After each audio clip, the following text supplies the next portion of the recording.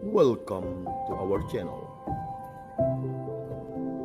Shalom, saudara-saudari yang terkasih, dimanapun Anda berada. Berjumpa lagi dengan saya, Frater Ari, dalam Riak Sabda edisi Jumat 19 Januari 2024.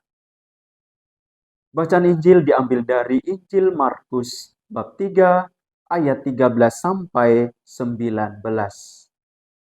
Injil hari ini berbicara tentang panggilan hidup setiap orang yang dikehendaki Allah.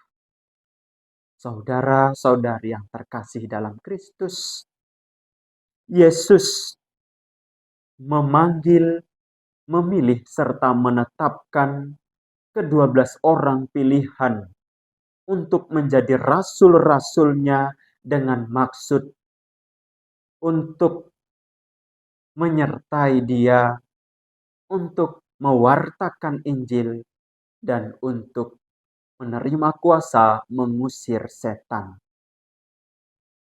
Yesus memilih dan menetapkan ke-12 rasul ini bukan tanpa alasan, melainkan karena pertama, Yesus mengasihi setiap pribadi-pribadi yang unik ini. Pribadi yang memiliki berbagai macam latar belakang kehidupan. Ada yang memiliki latar belakang berasal dari keluarga nelayan. Ada yang memiliki latar belakang dari eh, pekerjaan sebagai pemungut cukai dan sebagainya. Pribadi yang unik ini juga bisa kita lihat dari berbagai karakter dari setiap rasul itu. Di mana kita melihat bagaimana ada pula rasul yang dikenal memiliki karakter yang keras seperti Simon Petrus. Alasan yang kedua, Yesus mengenal mereka semua. Apa yang Yesus kenal dari semua rasul-rasulnya ini? Tentu Yesus mengenal apa yang menjadi kelebihan, apa pula yang menjadi kelemahan dari masing-masing pribadi ini. Saudara-saudari yang terkasih dalam Kristus, demikian pula kita pun dipanggil secara khusus oleh Tuhan melalui profesi dan juga keadaan hidup kita masing-masing. Ada yang menjadi buruh, ada yang menjadi karyawan biasa, yang menjadi petani, menjadi pegawai, bahkan menjadi pejabat dan sebagainya. Tentu semua profesi dan semua keadaan hidup, baik hidup yang miskin, hidup yang kaya, hidup yang terpandang maupun yang tidak terpandang, ini semua baik dan akan berkenan di hadapan Allah sejauh kita menjalaninya, kita menghayatinya dengan baik dan penuh tanggung jawab. Kita tidak perlu merasa malu atau merasa minder dengan keadaan hidup kita seperti yang sekarang ini.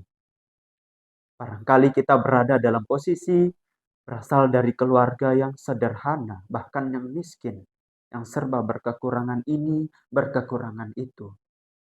Kita berasal dari keluarga yang tidak terpandang, dari keluarga yang tidak terhormat.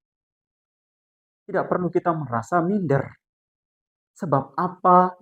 Sebab di hadapan Allah kita semua sama dan berkenan di hadapan Allah. Yang perlu kita lakukan ialah kita mensyukuri setiap keadaan hidup kita itu dan kita berusaha untuk mengembangkan, untuk meningkatkan kualitas diri kita masing-masing. Kita tidak perlu juga merasa iri hati terhadap pencapaian hidup orang lain. Melihat hidup orang lain punya segala-galanya. Sementara melihat diri kita tidak melulu punya kekurangan, punya kelemahan ini itu. Tidak perlu kita membanding-bandingkan itu. Yang perlu kita lakukan, kita melihat potensi diri kita berusaha melihat lebih dalam lagi apa yang menjadi bakat kemampuan kita. Itulah yang harus kita kembangkan, itulah yang harus kita eh, olah kembali, kita garap. Agar apa? Agar mampu meningkatkan kualitas hidup kita menjadi pribadi-pribadi yang semakin berbobot.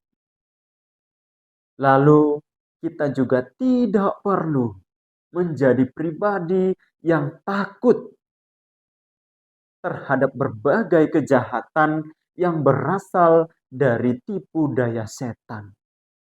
Sebaliknya, kita justru melawan segala sikap minder, segala sikap malu, sikap takut, sikap malas untuk menjadi pribadi yang lebih baik.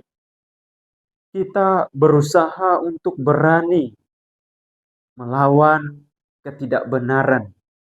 Kita memperjuangkan kebenaran, memperjuangkan keadilan. Demi apa? Demi kemanusiaan dan juga demi kemuliaan Allah itu sendiri.